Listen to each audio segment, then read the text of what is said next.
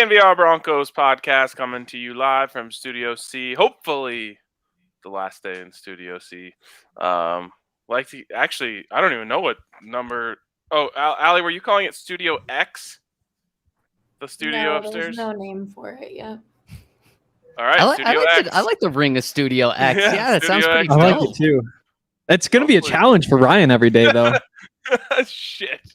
We can only be xylophone themed so many times. Studio Xander? X We could go for Xavier McKinney. Every day. Ryan Zanders, although Damn. not even. I really screwed myself here. I should have gone with like E. I think that's the most common letter in the English language. Everything starts with E. Yeah, literally. Electric. Yeah. Oh, man. Okay, anyways, the C stands for competition. I didn't use that one yesterday, so I can use it today. And we're diving into another competition today, and there it is, the tight end competition. By the way, whoever made this graphic and this headline, massive disrespect to my guy, the Mountain, Eric Tomlinson. You don't really... Okay, fine, Ryan. Make the case. All right. You got to understand. And the case is over. That's it. Yeah, great. This guy is absolutely massive. That's the case. That's the case. There we go. He is a mountain. Last time there was a guy that we were referring to as a mountain and absolutely massive on this team. He didn't play at all. So Ryan, if that's your case, that's the reason he and of course I'm referring to Cyrus Kwanjo. Oh, I was gonna make you say his name, but you had it. Good job. Wow. Now, Henry, in order to officially be on this beat, you have to spell Kwanjo right now. Oh, boy. Oh, I haven't seen that name in forever. I want to say it starts with a C. Nope. Ah, damn it. So that's K. Koundjio. No. Say it again. Koundjio. You got it. Impressive. No way. Impressive. After messing up the first letter. So you close. Almost made the beat, Henry. Thanks for playing the game, and good luck next time spelling. There's some good names on this team to do spelling tests with. Did he really spell that right? He did. Koundjio. Dude, get that man a drink. That was impressive. Either get that man a drink or he is a cheater. When he said it starts with C, he was talking about Cyrus. Yes, I don't think so. Damn right I was. No, he wasn't quick on his feet. I was really proud when I sent my tweet with the YouTube link that had Okwuegbunam in it. Didn't even double check because I was so confident. Wow. I've been covering the Broncos so long that I've already cycled through all my nicknames and come back to the Mountain. I didn't even remember that Cyrus Kwanjo, we called him the Mountain. Well, and of course I remember that because he went to he's a part of the Roll Tide. Yes. He went to Alabama is what you were looking for. Yeah, exactly. Man, all right, I'm going to have to come up with a new nickname for ET. Maybe there it is, the Alien. I like it, but would you say that to his face? Yeah. I would be like, dude, you're so big, you're not from this planet. I don't think He would aliens actually are probably- usually that big though. Like when you look, like you always think of like the little green guy. What about like Alien versus Predator? That was a big alien. That's fair. Although, man, I think we've got to incorporate the Mountain because he looks like a mountain man. If you've ever seen, I mean, he looks like he belongs. Okay, yeah, he does look like that, and he looks like he belongs in Denver. What's the name of the wizard in Harry Potter? The big guy. Dumbledore. Hagrid. Hagrid's a pretty good one for him too. Yeah, that is good. Old Haggy. Haggy was a big boy. The Hag. Well, not quite sure he'll like those short nicknames. Like that one. No, I don't think so. I'll ask him some point during training camp. Speaking of training camp, we just had a 90-minute meeting putting together all of our plans for training camp, and I got to say, it got me fired up. Like, I've probably never been more excited for a training camp. Actually, I can't even say probably. I've never been more excited for a training camp, except for maybe my first one officially covering the team. I was pretty fired up for that one. So it lines up nicely with you, Hank. It's the perfect combo. Yep, it really is. This is going to be awesome. We have some exciting plans for written content, a ton of plans for video content, of course, and then the podcasts, which will be coming to you. I guess you can jot this in your calendar right now. Every day at 3 o'clock Mountain Time is when we'll be going live after training camp. So, line it up. Maybe that's during your drive home. Maybe it's your last couple hours of work where you're just trying to pass the time anyway. But get ready for it. We are extremely ready for it. And that is just, essentially a week away is when it really feels like training camp gets started with the media barbecue. Oh, man. 1 week away, and then the Broncos take the field for the first time with Russell Wilson 1 week from tomorrow. And Nathaniel Hackett. There's so many reasons to be pumped about this camp. First and foremost, of course, Russ, but right there second, guys, it's going to be fun. It's going to be fun. Training camp's going to be fun again. It's going to be bizarre to cover a fun camp. Yeah, it's going to be kind of crazy. Like, coming from the college beat, you don't even get to watch the practices. Yeah. So you just show up game one and you don't even know what's going to be happening. It's going to be nice just to have like a baseline of football before the season starts. They really do need to I don't know, maybe regulate that somehow. First of all, it is so hard to cover a team through a camp where you don't see anything. And so all you have to go off of is what the coaches are telling you, which we all know is a lie 9 times out of 10. And then the worst part is during the week, they don't have to report any injuries. So you just talk a whole week about how so-and-so is a great matchup for you. And then you get out there and they're like, oh yeah, that guy's not playing today. He's done for the year. Yep. Yeah. You're like, yep. Okay, there you go. So anyways, let's jump into this tight end conversation as we have an interesting little battle here. All, I guess, allow us to take Eric Tomlin out of there. What about the other Eric Saubert? Is he allowed to join the conversation? I think he's competing with Eric Tomlinson. I think we got our own little side competition over there. Okay. Nah, I don't think so. I think they're both kind of in their own little universe because Eric Tomlinson is not competing with anyone. He is his own human being. He's his own category of what he is. He's a tight end, blocking tight end. He's really an additional 6th offensive lineman. He is massive. Yeah, we should call him the tight tackle. You kind of wonder if they need one of those. Like when you have like one of Moody and Glasgow and Miners is on the bench. Probably not Miners, but if you're looking for a 6th offensive lineman, maybe just throw one of them in there. I don't know, dude. You got left tackle, right tackle, and tight tackle. And that is Eric Tomlinson. He's going to be out there. He's going to be hitting people in the mouth. Will either of you take my action that one of the Erics is on the field for the first play of the season? Absolutely. Your action? You want to say yes? I'm saying I want to take yes on this. Does kick return count? No. First offensive snap of the season. I'm not taking that. Yeah. Am I getting just even money here? Just because I want you to take the action, I'll go 1-1. Yeah, okay, I love it. I'm absolutely taking you up on that. The one thing I guess there's kind of 2 things that scare me. One, football related, is obviously they could run the ball on the first play and put a heavy package in there, and then boom, there you go. With Eric Tomlinson. The second thing, non-football related, why I'm a little scared of this, but still very willing to take it, is Nathaniel Hackett loves him some Eric Tomlinson at OTAs. That's the guy he's having the most fun with, and he's given a bunch of crap left and right. And obviously, all the coaches they're kind of making fun of Eric Tomlinson in a very joking, lighthearted manner because he's doing these speed and agile and athletic drills with the rest of the tight ends, and you can tell they're just giving him so much shit. So that scares me a bit. Hell yeah. This is making me feeling... I'm thinking big wide fake out to the right side, and then Eric Tomlinson just leaks out. No one ever expects it. Throwback screen.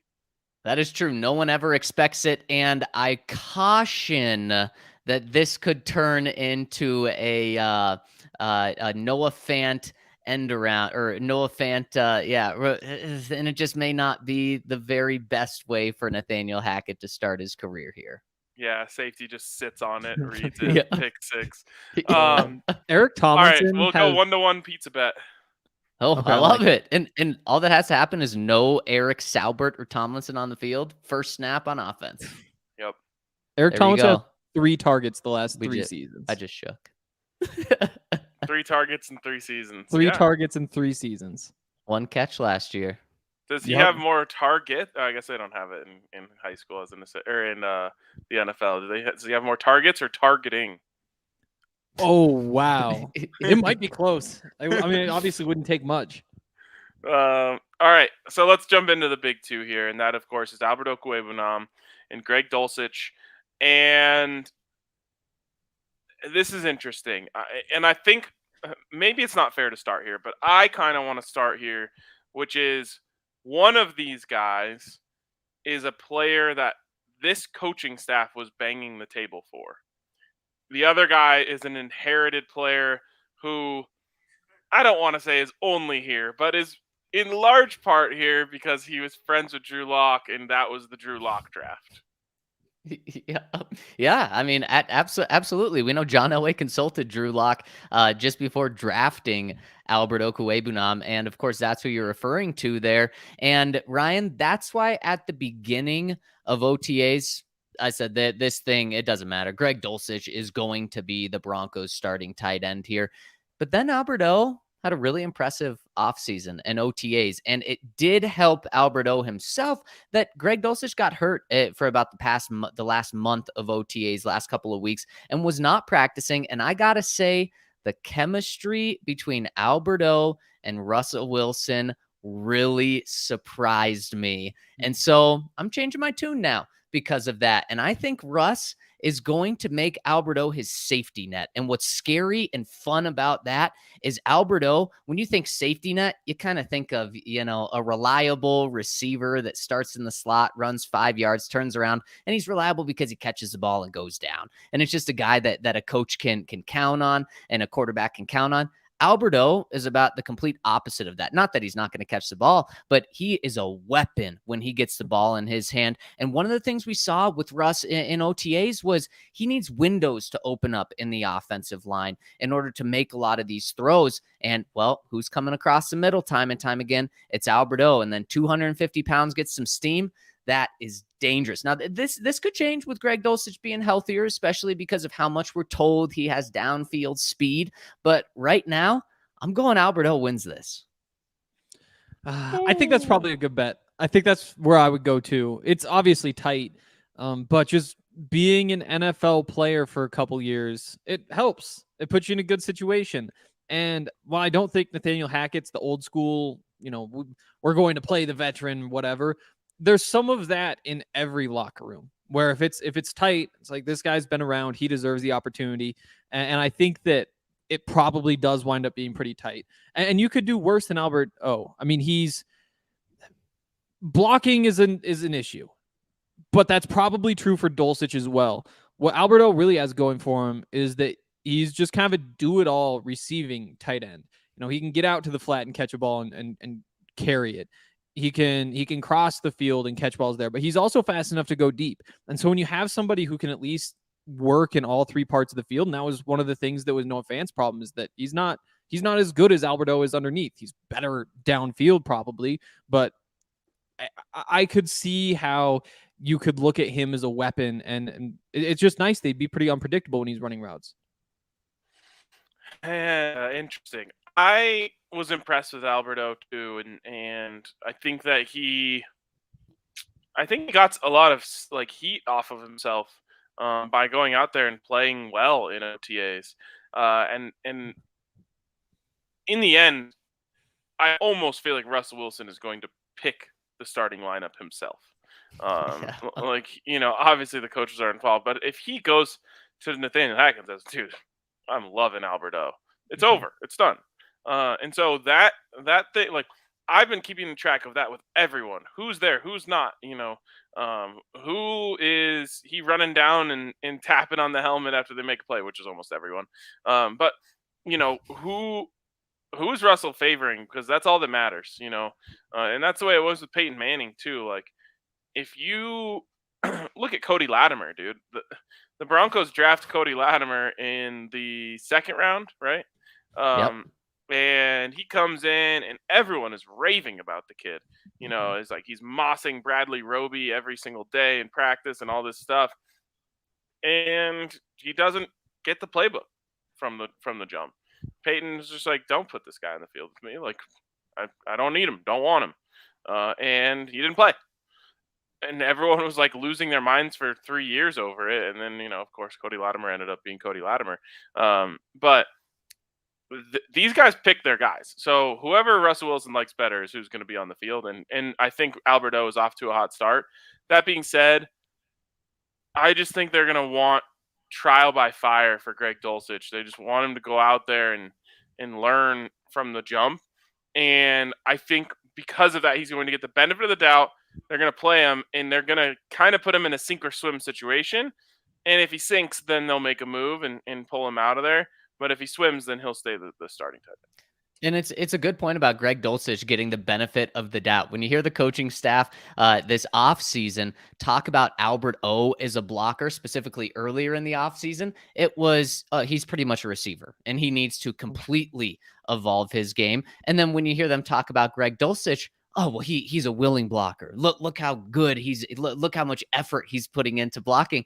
They're not necessarily saying he's a great blocker, but I think that's kind of the mindset of this coaching staff, and it makes sense. And like you said, Ryan, one of these guys is this coaching staff, is George Paton's guy. The other guy is a holdover. Now, I think Alberto has done a really good job kind of earning the coach's trust this offseason, but if that slips in the preseason, like we've seen a little bit with him in the past as a blocker, if that slips, well, then they're not going to say, oh, let's just give him the benefit of the doubt. No. They're going to be wanting to put their guy in, and Nathaniel Hackett absolutely loves him. And so, Ryan, my question to you is it right that Russell Wilson and Peyton Manning and these great quarterbacks get to just completely trump what a coaching staff thinks and pick their lineup? Yes, it's 100% right. Yep, So I agree. Like, it doesn't. Let me see if I can come up with a analogy that makes sense here. Like, it doesn't make analogy? sense. Yeah, that's what I was going for. I was trying to find a relationship. That's like it is. It's like letting your parents pick your girlfriend. Like, no, I'm the one who's spending all the time with her. Like, this needs to be someone that I love, I care about. I'm gonna pick them. If your parents picked your girlfriend, it's gonna put a lot of awkward pressure on their relationship, and that's exactly what happens if the coaching staff says we want Greg Dulcich, and Russell Wilson says, well, I want Albert Okwuegbunam, and they say, well, sorry, we're the coach, you're the player, and they give him Dulcich. Like, that completely messes up the relationship between Dulcich and Russ from the jump. You know what I mean? Mm-hmm. Like, all of a sudden he resents this guy because he's like, dude, my guy's not out on the field. I saw this guy mess up his route at the top 3 times in training camp. That was all I needed to see. You know, whatever it is. Like, I'm trying to win Super Bowls. I'm not trying to develop tight ends over here. And now you have an awkward spot. So you should let the quarterback tell you, who. I guess the big thing is, if you're going to allow the quarterback to have input at all, you have to go with what they say, or else you've just made it awkward. Yeah. I would say when it comes to receivers, then like 90% of this decision should go to the quarterback. And that's because, it's most of that is you're going to be on the same page. Like, if things are going well and there's chemistry and they're making plays, the coaches are going to see that. And you're probably on the same page about who is the best option. Tight end is a little bit different though, because you just don't want the blocking aspect to be forgotten. I think when you're the quarterback and what you're really looking at is he getting open? Are we making plays? I think it'd be kind of easy sometimes to be like, yeah, well, he might miss this block here or there, but that's okay because he can do all these things for me. So when it comes to tight ends, I think the coaches might need to make sure that there's a little bit of an emphasis placed on blocking. And but other than that, though, like, yeah, it's his weapon. All that matters is a quarterback. And that's we've learned it the easy way with Paton and the hard way without Paton. This past decade, you do whatever the quarterback wants, and especially early on with Russ. What's one of the things that Russ hated? Well, he didn't have the input when he asked for things, aka offensive line, aka wanting to throw the ball more. Pete Carroll and the Seahawks said, "Nah." The Seahawks are about to learn the hard way that they should have said, "Russ, anything you want." And is it unfair? It's completely unfair. The great quarterbacks and the great players Unfair get treated. The NFL, it doesn't matter what's fair now. It's unfair to the other positions where Garrett Bowles wants a certain right guard next to him or left guard next to him. I'm saying that it could be viewed that way, and it just doesn't matter because the quarterback's a whole different animal. As soon as the quarterback is good, he's one of the coaches, and just get over it. He has an office. Right. This one specifically does on the coach's level. But as soon as the quarterback is good, Joe Burrow, he's one of the coaches now. Don't look at him like a player. Any of these guys, they're just on a different level than you because they're infinitely more important than you, whether you like it or not. So I think it is fair.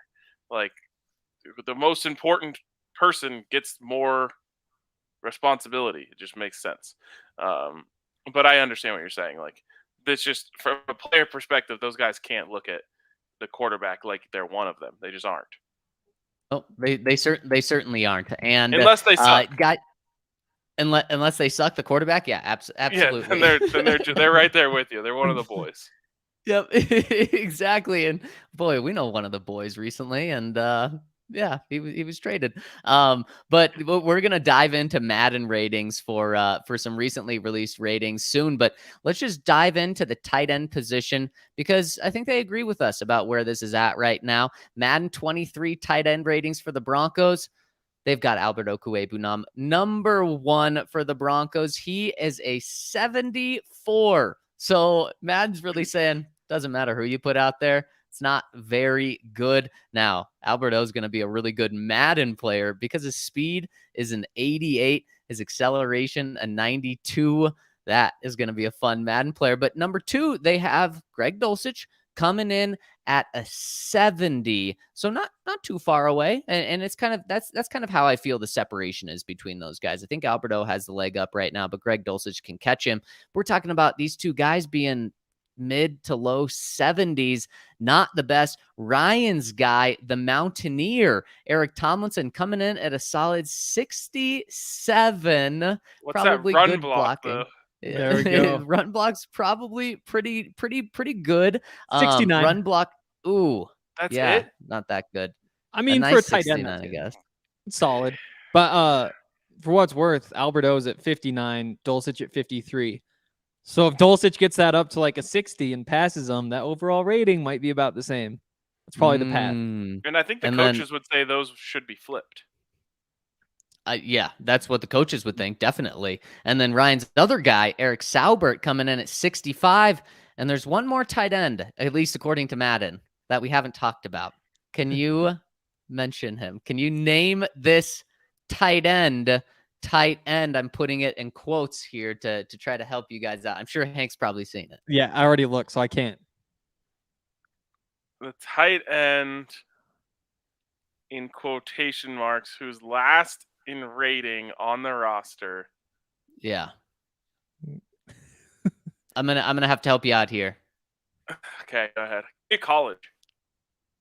What college did he go to? He went to he went to UNC, the one in Colorado. Oh God. That didn't help me at all. Yeah, I don't know. Who is it? Or Jacob Bobenmeyer, the long snapper. So they have him listed as a tight end, Ryan. And here's one where you may be able to get this. So they have him listed as a tight end. What's his rating as a tight end? And remember, I just said that the lowest rated tight end outside of him is a 65. 43. You think he's great compared to what Madden thinks. Oh no. What's he at? He's a 32. I mean, I feel like they're barely saying this guy can walk. That is insane. Why even put these guys on the roster? Like, No. like obviously we play in the Madden League. I've literally never once even seen one of these guys in the game. You know what I'm saying? Like, No. not that I haven't picked one up or I've ever had one. I've never even seen their name or their position in the game. That's how low they are down the thing. You got to respect the long snappers. I remember the Madden days. Like, this is only like 5 years ago when you get the game and they'd only have first and second round draft picks. So, wow. Yeah, so you didn't have like the rest of them. You're just like, oh, well, that kind of sucks. I want to play with whoever. I'll take more players that are on the roster than the other way around. That's fair. Oh yeah. That's fair. I can't believe I didn't get that. Also, I can't believe he went to UNC Greeley. Yeah. I didn't know that. If he went to the other UNC, you probably know his name, at least higher chances of knowing his name. Possible. I pulled up the overall tight end rankings just for fun. Albert O, there's one other 74 at tight end in the game. It's Will Dissly, Russ's old friend from Seattle. Carved up the Broncos. You've got Trey McBride at 73. I just want to say real quick, not enough is made of the fact that I think the Broncos have the richest long snapper history in the NFL. Like, the Broncos are like you call like a college like linebacker U. If there was a thing like that, the Broncos would be long snapper U, like best long snappers ever. Do you want that though? Like, do you want that title? Of course, you're not just limited to one. Okay. Yeah, because like they're also it's also QB country. So I was gonna say they could be QB U. Yeah, they are. So there we go. Pretty good. Pretty good place to be. And the good thing is you didn't have to wager on guessing who that tight end would be. But if you want to make some games interesting, you got to check out our friends over at DraftKings Sportsbook, where they've got it all. I mean, the home run derby last night, they had so many different bets you can place, which made it so much fun. The All-Star game, they have so much up on there now. And then football. Oh my gosh. There's nothing better than on a Saturday sitting back, being able to watch all the college games and just pick up DraftKings Sportsbook, and they're offering you a 50% profit boost on a parlay. They're offering you a 50% profit boost on an in-game live bet. That's one of the things that I think separates DraftKings Sportsbook, is just all the promotions they give you after you sign up. But if you're still looking to sign up, you can get a risk-free bet up to $1,000 by using the code DNVR over at DraftKings Sportsbook. So make sure to go to the App Store now, download the top-rated DraftKings Sportsbook app now, and use promo code DNVR when you sign up to get a risk-free bet up to $1,000. And you want to be in for when the Broncos season rolls around, when football is here. So make sure to go there, use the code DNVR when you sign up. And if you know someone that has a gambling problem or yourself, crisis counseling and referral services can be accessed by calling 1-800-522-4700 here in Colorado. And you must be physically present in Arizona, Colorado, Connecticut, Illinois, Indiana, Iowa, Louisiana, Michigan, New Jersey, New York, Pennsylvania, Tennessee, Virginia, West Virginia, Washington, or in Wyoming only for new customers. Minimum $5 deposit. Eligibility restrictions apply. See DraftKings.com/sportsbook for details. We should definitely be bringing up the graphic on that so Zach doesn't have to read it. I gotta say, there's just nothing. We've got some interesting bots in the chat that I'm trying to deal with right now. So. Yeah, we do awesome. Have some. Interesting's a good word, Allie. I feel like they're just giving up some great offers. I gotta say, there's nothing quite like being on your couch, 10:30 on a Saturday night, a little bit lit. You're either up a little or down a little on your college football bets. And if you're up a little, you're like, I think I'm going to roll the dice on the underdog in this Hawaii game. Or if you're down a little, you're like, all right, need the underdog here. Yeah, these Saturdays are going to be a lot of fun now that I'm not working. And I bet there's college football you can watch on Ivaka TV. Oh, yeah. Don't quote me on that, but it seems like one of those channels should have some college football, you would think. At the very least, I guess you can go get that. They give you like the satellite thing, so you get to see the network, whatever. Those aren't the words they use. But if you're looking for a chance to use or to watch the Nuggets or the Avalanche or the Rockies or the Rapids or the Mammoth or basically any other sports in Colorado, make sure that you get Evoca TV, especially right now when it's so hard to get Altitude Sports. It's an awesome deal because actually through us, if you use the code DNVR, you can get $10 off each of your first 3 months, which makes it $15 per month for your TV service. That's a steal. You do have to pay for the receiver, which you can do. It's like $250 just to buy it, $5 a month to rent it, $20 a month to watch all those things. That's a steal. And that's more than Altitude or AT&T Sportsnet or any of those would probably charge to stream them alone if they were even allowed to. That's not even an option. So go to evoca.tv/DNVR and use that promo code DNVR when you sign up. Also, just a reminder to become a member over at thednvr.com. Training camp coming up. Always a big time to become a member. And what better time than right now before the Broncos' biggest season in 6 years. Become a member. Get yourself a shirt. Speaking of shirts, Lord Almighty, we just dropped 2 new Av shirts, and they are insane. They're so sick. I have acquired probably double-digit Av shirts since they won the Cup, and that's only going up now. So I went on a quest like through Etsy and all these different things to find the weirdest Avs championship gear I could find, and my quest was very fruitful. But these ones, how many did you get? 7. I got the one that you saw at the airport. Yep. That one's in the bag now. But that one's my favorite right there. You should talk about these ones on the screen, though. That's what I was doing. So yeah, here you go. Here's the new ones: the 3-cup Yeti foot, and then the 8-bit Landy Selly, which is just very. Yeah. It's not easy, by the way, to do that art. That 8-bit art. That is very, very difficult. Eric spent a lot of time on that. So shout out to Eric. Shout out. Always the best. Join us over at thednvr.com. And guys, more Madden ratings were released today. Edge rushers. And I kind of like the way that Ryan did it yesterday, going through kind of the big names first. I've got a big problem with some of those big names. Ryan, you want to go through it, or do you want me to? Oh, you go through. Number 1, we got another guy in the 99 club. Who should it be as an edge player? Who should it be as an edge player? In my opinion, I think there's only one, Watt. And that's who it should be. Absolutely. Yes. I completely agree with you. He was by far the best edge player last year. It's not. It's Myles Garrett. 99 overall. I mean, are we going back to just him being the first overall pick and an absolute freak here? No, he's a really good player. But a 99 above TJ Watt, who comes in at 96? Not even the best pass rusher in his division.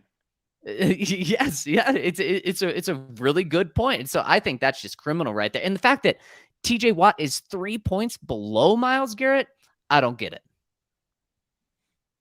Yeah, I mean, it's a surprise for me. I think it's the 99 that I'm most upset about.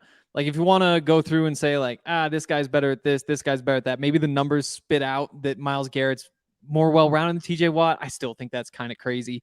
It should be TJ Watt first, but having either of those guys at 99 seems like a stretch. Like 97 is your best. 96 is your best, you know? Is TJ Watt getting a little bit of, like, Jokic treatment here? In the sense that, like, he just doesn't look like a dominant edge rusher. 100%, and that's what Myles Garrett has to him. Right, and Myles Garrett's the exact opposite. Tools. Yeah, he looks so freaking good, and he's really good. But no, I think that is wrong here. Especially he's 5 points ahead of Nick Bosa. So I'll round out the top 10. You got Nick Bosa coming in at a 94. This next one is going to make Ryan, I think, explode. Chargers Khalil Mack is the 4th best pass rusher in the NFL, according to Madden, coming in at a 92 rating. And then, do you want to comment on that, Ryan? You gotta go. You gotta leave that page. You're on the Madden 2016 ratings. It feels like it. It feels like it, but no, this is Madden 23. And then this next one, is this right Or is this also Madden 2016? Von Miller coming in at a 92. So him and Khalil Mack certainly in 2016 we're in the 90s without a doubt. Is he placed right? Yes, Von is placed right. Khalil Mack is placed wrong. As it has been throughout their careers, Von Miller is better than Khalil Mack was then, is now. And Von is coming off of a very, very productive late stretch with the Rams that resulted in the Super Bowl. And he was great throughout the playoffs. All of that stuff was enough to erase what was a kind of tough stretch for him towards the end of his Broncos career. And say, like, okay, that was circumstantial. That's the reason why Von kind of took a step back. The contract reflects that. And I think the rating reflects that. And I honestly wouldn't be surprised if his rating goes up as the year goes on. Yeah, I think it's right too. Like he's not the 99 anymore, but top 5 edge rusher, 92 overall. Yeah, that's cool with me.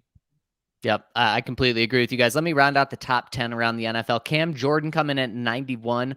Joey Bosa, 91. So they're saying the Chargers have the best edge duo in the entire NFL, let alone the AFC West. Then they have Chandler Jones at 90, another scary guy within the division. Darius Leonard at 90, who they're saying is an outside linebacker. And then DeMarcus Lawrence coming in at 90. So that rounds out the top 10. And I don't like seeing Chandler Jones there because that's a guy we talked about the Broncos potentially signing. First of all, and I guess this is like me saying a nice thing about the Chargers, maybe. Joey Bosa being lower than Khalil Mack is stupid. Yep. Yeah, I think so. Khalil Mack is more explosive, I feel like. Joey Bosa is probably more well-rounded. When it comes to sack totals, it's probably Bosa mostly because of availability, which is a crazy thing to say about him. I bet he plays more than Mack does, but it's the run defense that I think probably puts him out in front. But also, Khalil Mack hasn't been good since the last year that Vic was in Chicago. Totally.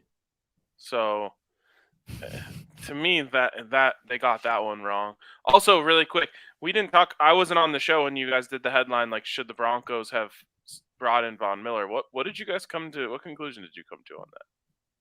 We disagreed, and I believe we disagreed. Henry said no, and surprisingly, I said yes, because Von Miller to me is a guy that you want on your team when you're a Super Bowl contender, and he's probably more valuable to trade away when you're not a Super Bowl contender. And now the Broncos are Super Bowl contenders. So and you see it last year, what he did when he was on a Super Bowl contending team. Yeah. And I mean, it's just so tough with that contract. $20 million a year for 6 years. And you know it's worth it now. And it's even tougher when we went through and what we wrote about which Broncos legend would you bring back for this team. There's a good case that Von Miller is the answer. And he was right out there. Yeah, exactly. Like he was an option. And the fact that he could be the best legend that you could bring back, again, like he's 33 now. He's not, is he 32? He might be 32 now. Whatever he is. That, I don't know, it might have been worth it. But you potentially be kind of selling your soul and you don't know what's going to happen 4 years from now. It's so easy for me to say yes when I'm not thinking about the contract. It seems like a no-brainer until you said that, like 6 years, $20 million a year. You're lucky if he plays up to that contract this year. It's gonna take a downward turn at some point. At the same time, though, like I told one of you this, I think it was Ryan. You know, we aren't making our season predictions yet, but I feel like there's a good chance the Broncos season is going to end in the playoffs against the Bills, and Von Miller could absolutely have a hand in that. But that's just a timeline that has come across my mind a lot. Oh, man. I don't even know who Von will be cheering for if that's the game because he just loves the Broncos so much. He could be on the field cheering for the other team. Yeah. He literally he'll be wearing a Broncos shirt under his jersey. I know you guys talked about this, but when he said, we got Russell Wilson, that I know. hit me right here. Yeah, makes a little tear come out. Yeah, he's gonna be going to Nuggets games with Peyton Manning in a decade. And who knows how much sooner it'll be, but they'll be back.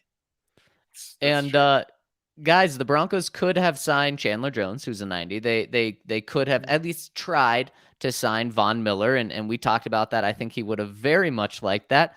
But instead, they went for Randy Gregory, who big contract, not certainly as big as Von Miller's, but 5 years, $70 million, $14 million a year.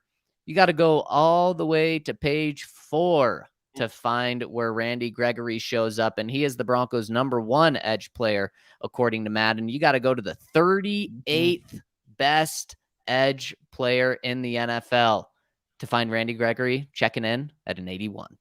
Oh, at least he's in the 80s. That's scary, man, especially when you just talked about those guys in the division. Like, you talk about painting timelines and timelines you've thought of. I've thought of the timeline where it's like the Broncos didn't achieve their goals because they had the worst edge rushers in the division. And yeah, that one hurts. It's the second most important position in football, in my opinion. And the rest of the division has it all figured out for the most part, going against the toughest quarterback division. Everyone in the division said, we got to get a quarterback, we got to get edge rushers to rush all these other great quarterbacks. The Broncos got one thing done this season. They didn't get the other done unless these guys break out, but you're kind of living on a prayer there. So that worries me. And I think, by the way, 81 is completely fair. I think so too. And I think that's completely fair for being the highest guy on this list as well. Bradley Chubb, of course, the other name, checks in at a 78. And I actually have to say, I'm surprised that Madden didn't give him the top 5 pick boost for one more year. But they probably said, yeah, exactly. They said, we've had enough with this.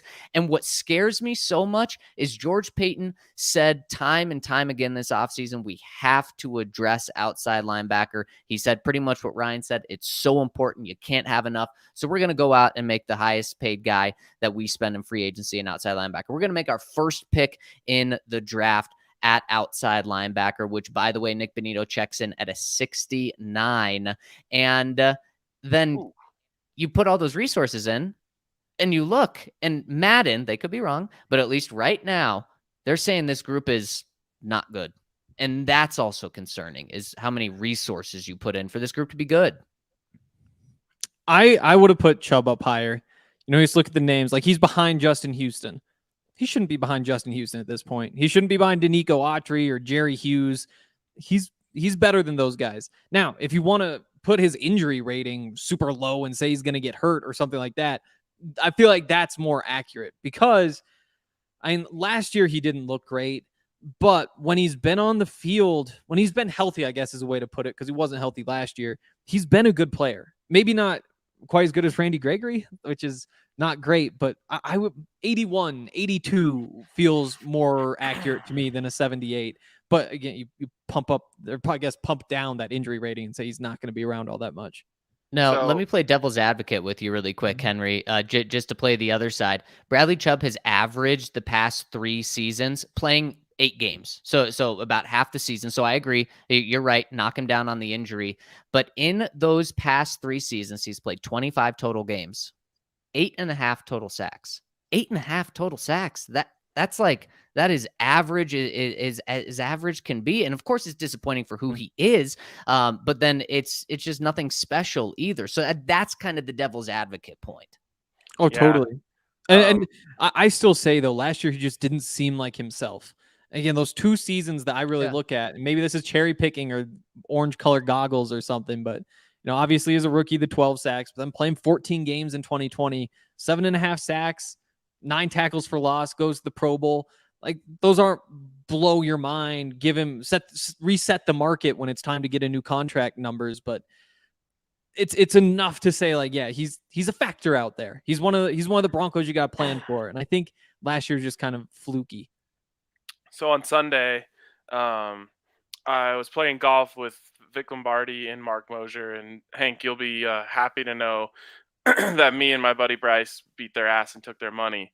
I'm happy to know that too, Ryan. I'm pulling for you. I know, but Henry and I have competed directly against Vic and Mose before and lost. So, by the way, we were playing from the Blacks and they were playing from the Blues. We still beat them. And afterwards, Vic and my partner Bryce and Moj and everyone was going to the Mount Carmel Italian Feast or Italian Bazaar over there in the Highlands, which, by the way, great event. I had never even heard of it before this week. Also, Vic Lombardi is like the golden child. It's the most amazing thing to watch. Just like all these North Denver Italians just love Vic so much, and how could you not? And anyways, I'm getting to a point here, which is that at the bazaar they had bingo, and I was like, oh, I like bingo. I like gambling. So I sat down, and it was $1 per bingo card. So I'm just like everyone around was like, give me 2, give me 3. I'm like, give me 5. Like, what's $5? And did it again. Never even came close to getting a bingo. And as I was leaving, I was like, what a waste of $20. Like, if I'm going to gamble, I should do sports betting. I'm actually good at that. Yeah. And I thought to myself, like, as we're talking about this, the Broncos are playing bingo. They just have a bunch of bingo cards out on the table. Nick Bonito, Randy Gregory, Bradley Chubb, Aaron Browning, just hoping to get one bingo. And the rest of the division is sports betting. And they're just like taking, like, sensible favorites to win. Mm-hmm. That's fair. That was, I mean, that took a while to get there, but I gotta say, when it got there, it hit. So bravo, Ryan, with that one. And you're so right. I mean, the Broncos are paying on potential, and they and Bradley Chubb, they're going off of hope right now. And typically, I think there's like a Star Wars quote that like hope is not the right thing to do. I don't know, something like that, but it's not smart to do that. I think you got it. I think that was it. That was it. Right thing to do. Yeah, I think Yoda Thanks, said Henry. that. Thank you. Can we make that into a quote graphic? Yoda. Obi-Wan. Zach. Hope is not the and right thing to do. Maybe a Star Wars character. So something like that. But I completely agree. In the NFL, you shouldn't be banking on hope. Yeah, I agree. At least the Broncos, I will say, they took my strategy. At least they have a lot of bingo cards, which slightly increases their chances of getting a bingo. Getting a bingo. I love it. That reminds me of, is it Inglorious Bastards? Can I say that word on here? Yeah. That's a bingo. Yeah. That's a top 5 movie for me. That's a great Without movie. a doubt. It has everything. 100%. Oh, it's so good. Brad Pitt is just absolutely nails that role. Yeah. He's so good. And like you said, Henry, it really has everything. I mean, that's the one movie where my fiance every time is just like, oh, yeah, this is on. Okay, well, you're gonna be watching it now. That's a good fiance.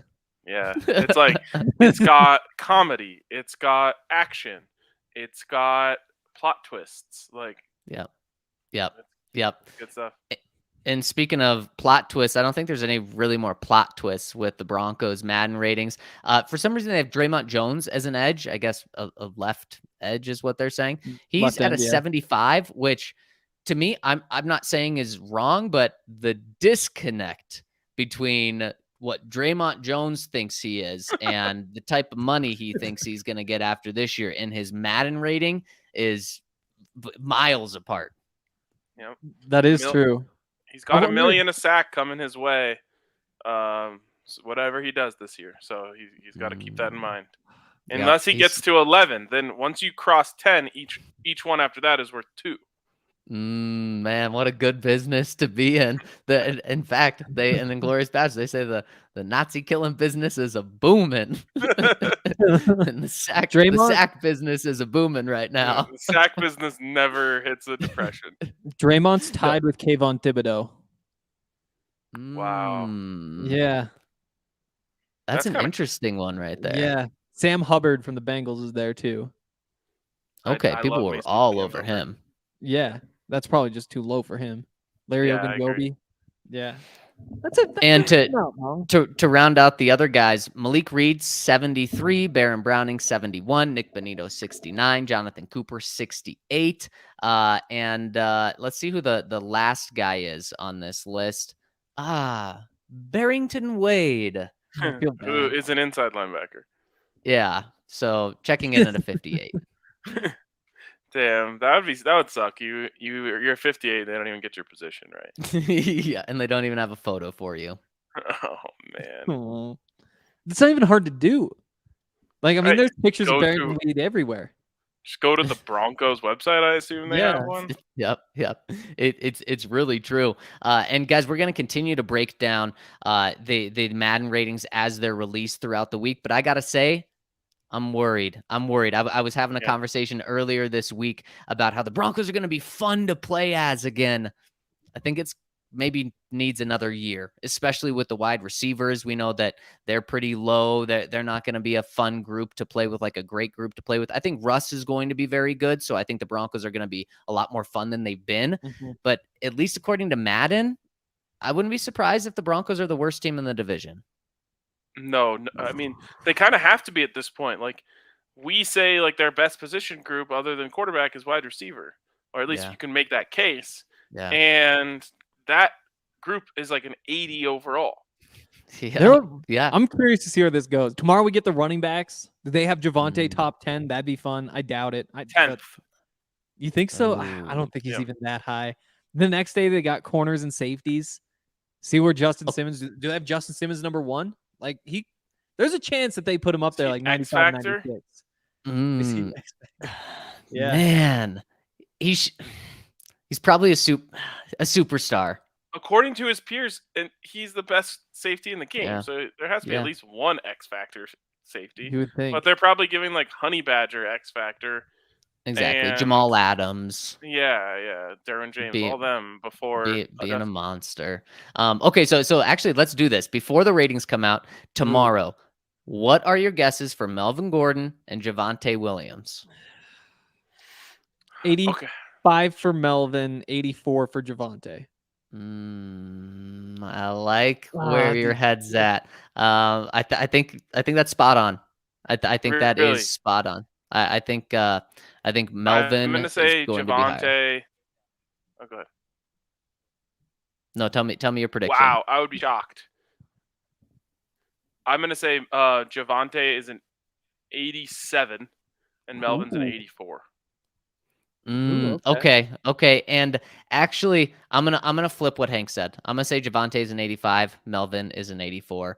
And Ryan, I hope you're right, because if we're talking about just like mid to low 80s again for another huge position of strength on this team, the Broncos are just gonna be like, they're gonna be a good team, but that's about it. And did we already get quarterback or no?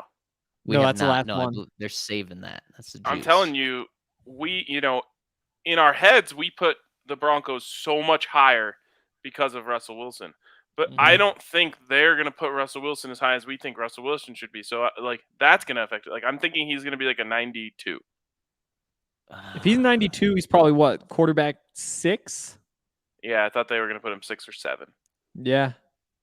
I wouldn't be shocked. I was going to say, wouldn't be shocked if he's in the 80s. Now, not low 80s, so 89. I think we talked about this while you were gone, Zach. Yeah. He finished last season as an 89. I think he started as like a 94. But he started as a 94, so I'm kind of middling that. That's fair. Yeah. I think they ride with the where he finished, and I think that's going to be a total injustice. But Russell Wilson is a 90s quarterback. 100%. Yes. What do you think? Where do you think he ranks in terms of speed for quarterbacks? For like quarterbacks that actually play, like starters. 5th. 5. I was gonna say 5. Yeah, he's probably. He's right obviously behind Lamar. He's behind Josh Allen, Kyler, Mahomes. So you had him Mahomes. Yeah. Probably behind Mahomes. I'm just thinking of how Madden's going to do it. Probably behind Mahomes. I don't think he's behind Mahomes. I think he's faster than Mahomes. I think Fields and Hurts are in front of him. Okay, so Fields, Hurts, Jackson, Murray, for sure, and then he could fall in anywhere after that. Allen. I don't think is Josh Allen I wonder if they make Josh Allen like an 87, 88 speed in that game. I don't know what he was last year, but he's unstoppable. And that's what Madden's going to make him. They're going to make him the unstoppable quarterback. I mean, he basically is. So yeah, it's really true. It's really true. I love this. Okay, so we got our predictions down for tomorrow. We'll see who is right. And one of the people that you can see is our friends over at Green Mountain Dental, because so many of you guys have already switched over to Green Mountain Dental and made them your permanent family dentistry. And everyone's had fantastic things to say. And it's no surprise, of course, because they are Colorado based. They are local. It's a family run business, and they're big time Colorado sports fans. So you can go there, talk Colorado sports. And when you schedule a cleaning, x-ray, and exam, you get a free Sonicare toothbrush. That's all you have to do is go to the dentist, and they're going to hand you a free Sonicare toothbrush. So check them out over at Green Mountain Dental and schedule that cleaning, x-ray, and exam. All right. We got some comments here. Fire through. Why don't we tell the people about FOCO? Okay, let's do that. FOCO is it's pretty dopo. I figured you'd hate that. So FOCO. Is that their slogan? There's nothing that sounds like. I'll think on FOCO. It's dope though.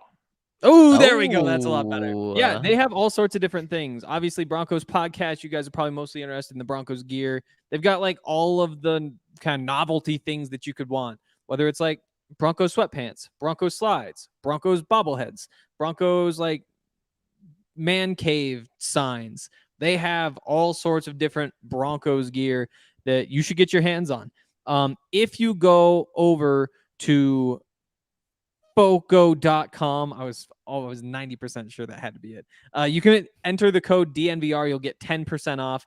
You can also just click the link in the description for this YouTube video and pick up whatever you need, whether it's Av Stanley Cup merchandise, whether it's Broncos gear. It's all great stuff over at FOCO. Love it. All right, now can we go to the comments? We can go to the comments. Ryan, run into them.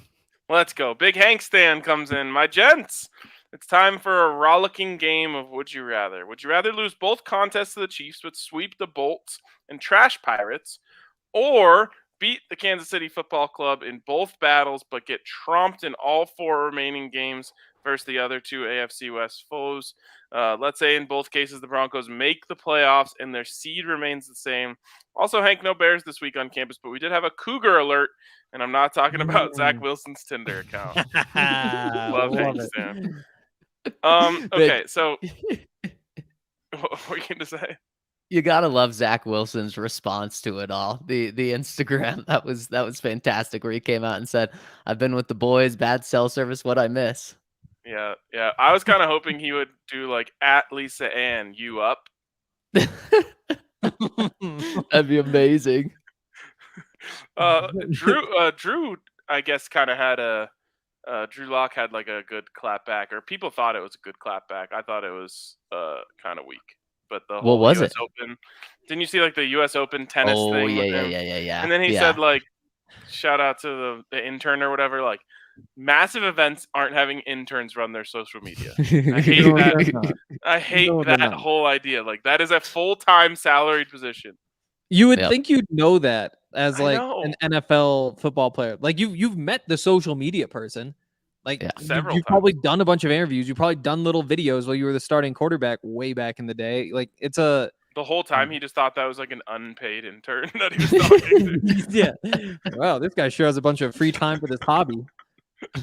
Okay, so you lose both against the Chiefs, but sweep the rest of the division, go 4-2 in division, or sweep the Chiefs, lose all 4 to the other teams. And again, it doesn't change the Broncos' eventual record or seed at all. This one's easy to me. You sweeping the Chiefs? Nope. There's no way I'm going down all 4 games to the Chargers and Raiders. Like, that sucks so much. Of course, you don't want this streak against the Chiefs to keep going.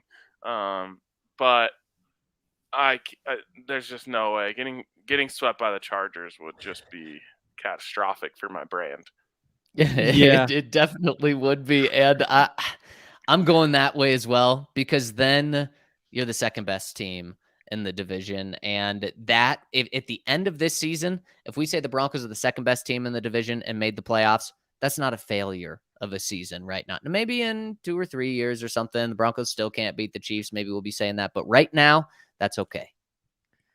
I'm really tempted just to end that streak, just start fresh.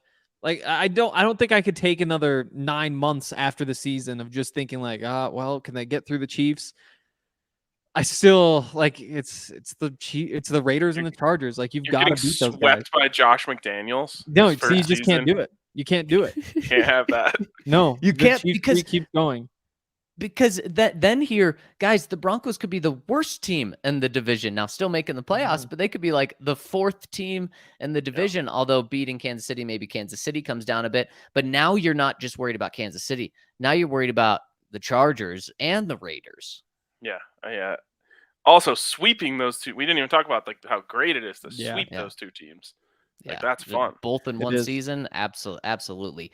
Wabo chimes in and says, hey, gang, been meaning to ask all offseason, so I better get to it before training camp. Broncos are notoriously bad at drafting quarterbacks, but our history with drafting cornerbacks is not great either. Of course, we hit massively on a trade, Champ Bailey, multiple free agents, Talib, Crockett, Gordon, etc., and even an undrafted free agent, Chris Harris. But is PS2 already the best cornerback the Broncos have drafted in, let's say, the last 35 years? And that time, I can only think of Delta O'Neal, Darren Williams, and Bradley Roby as guys who even have a shot. Then you're going back to maybe Tyrone Braxton in 87 and Mike Harden in 80. What do you guys think? Is that too high of praise for a second-year player? Sorry for the long question, but hey, it's the offseason. Not for long, though. Appreciate you guys grinding out shows all offseason and can't wait for DNVR's camp coverage and the daily right tackle competition tally. Let's go Broncos. Love hearing from you, Wabo. No, it's open and shut case. He's the best. Louis Wright? Is he more safety? What's the draft year? Oh, let's see. That's got to be further than 35 years. We're going back to 80. That was 86. Oh? No, we're going back to 90. 35 years is 87. Yeah, it is. 87. So he misses it by 1. That's probably why he chose that number. Right. Wow. So I like that. Yeah, I mean, this is easy. Delta O'Neal, I loved him. 4 picks in a game against the Chiefs. That was epic. Darren Williams, of course, would have been a legend, I think. And then Bradley Roby is like a very solid piece on a Super Bowl team. None of them true number 1, put them on an island corners. Yeah. And that's what Pat Surtain is already. Yeah. So open and shut. Next one from Monster Mayhem says, what's up, fellas? What's going to be the biggest surprise cut? I'm thinking maybe Kareem Jackson. No, Kareem, I didn't say that. Monster Mayhem said that. He said, plus, I don't know what the big deal is with New Mexico versus Colorado green chili. It's not like us fatties would pass up a green chili cheeseburger with either. Plus, Spotted Dick, come on, Freckled Richard sounds a lot better. Thanks for the content, boys. I'm still not saying like...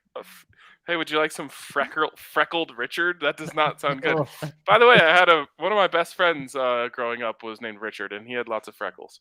Oh, okay. So you'd be eating him every time. Why was I not calling him Spotted Dick our whole childhood? I don't know. Do you need to defend green chili after what me and Zach said while you were gone? Oh, yeah. You think Colorado's better? Oh, no, it doesn't matter.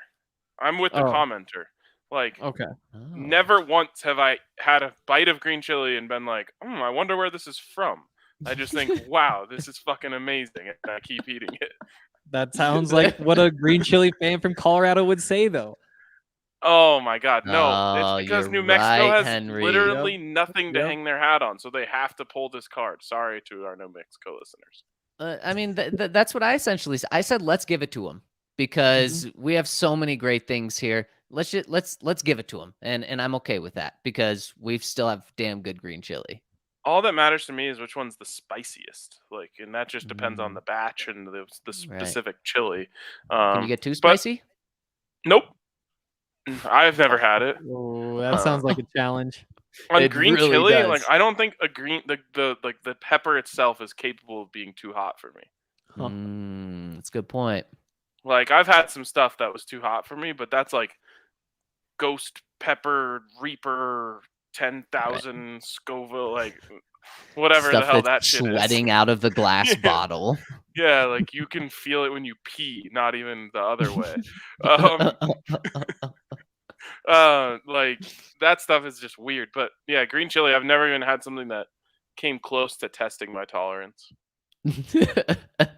All right, let's hop to the next one from Denver Rivals. Says, hey guys, thanks for all the love toward my Denver Rivals info messages. We're excited for what's to come in the 2023 season and hope to have the DNVR fam involved with the fight to end Alzheimer's. We agree. Going to the debate yesterday, I feel grateful that the running backs are the top drama position battles this offseason.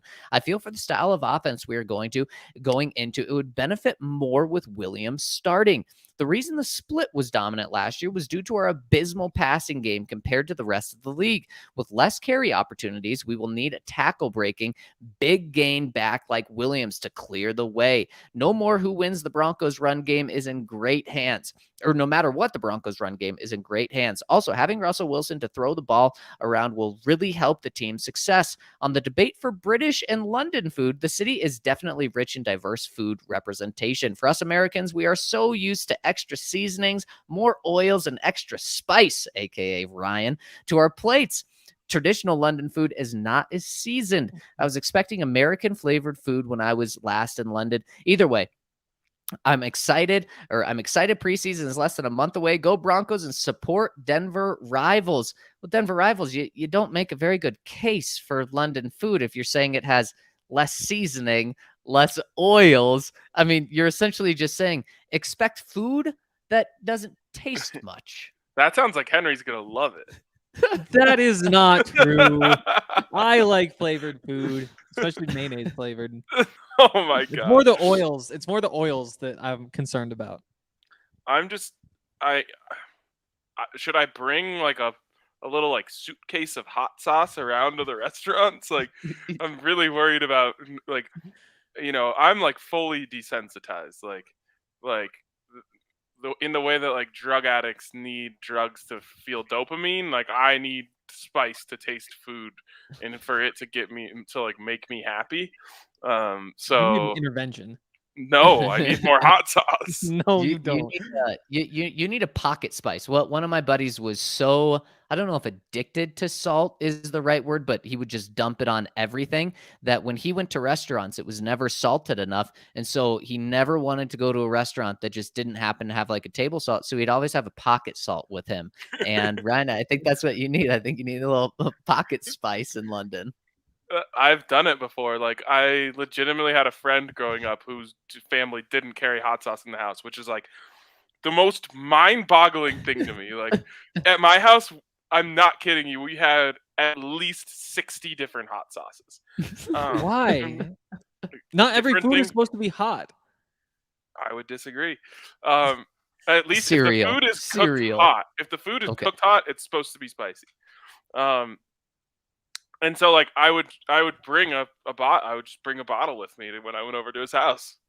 Mom was very offended by it, but I'm like, listen, I bet she was. It's not you, it's me. And it's your crappy food. I just want to feel something, Karen. What's your name, Karen? No. Her name was Patty. Pretty good still. It's a solid name. Yeah, just straight Patty, no cheese, no spice. What was I about to say? Oh, I wanted to. I saw someone up here say nothing to hang their hat on. Someone needs to spend more time in the land of enchantment, and yes, it can be very spicy. Okay, I don't want that to be taken out of context. There's cool things about New Mexico, but there's nothing for them to fight for other than the green chili thing. Like they have so much time to fight for their green chilies being the best, but like, we don't have time for that stuff. Like, we have to talk about like what sports teams are the best, and who has the best hiking trails and the best big city and like things like that, like the best sunsets, all that stuff. Like, they've got a lot of time just to defend the green chili because they don't have to worry about any sports teams other than like the worst football team in the country, even worse than ours. College football, I mean. Oh, okay. And I guess their New Mexico basketball team is pretty decent historically. I hadn't heard. Yeah. So essentially, I think you tried to get us in a better light with that commenter, but essentially you didn't. You just dug us into a further hole. I don't think so. I'm saying that I've been to New Mexico. I had multiple great times in New Mexico, but just not as many things to argue about. So you can just argue all day about the green chili. I agree. And Denver Rivals has one more comment. He says, one last comment to add. This Thursday is my birthday, and my wife hooked me up with some sweet Broncos tickets. I'll be there in person to hopefully see the long streak end. I'm going to Broncos versus Chiefs Sunday night football game. Let's ride and hope to see the Broncos take care of business once and for all. That might be the best game to go to. Yeah. It's on the short list. Yeah, absolutely. Especially a primetime game, a tailgate before that with us right outside the stadium. Oh, baby. I keep forgetting that we've never had a primetime tailgate. Wow. Like, that is going to get buck wild. That time of year, too. Yeah. Like, it might be getting darkish by the time you're heading over. Yes. Yep. Wow. I love it. And everyone knows alcohol hits a little harder when it's dark out. It sure does. Also, I don't think we answered the question about surprise veteran cuts. Oh, I also have been thinking Kareem Jackson. I don't think it's actually going to happen, but I'm just like, oh, if Caden Stearns like stands out, like it just always feels like it's a safety who gets the surprise cut. It's really true. It's a really good point. And they do have some depth. Like, they brought in J.R. Reed. They obviously like him. Like, P.J. Locke has had some hype.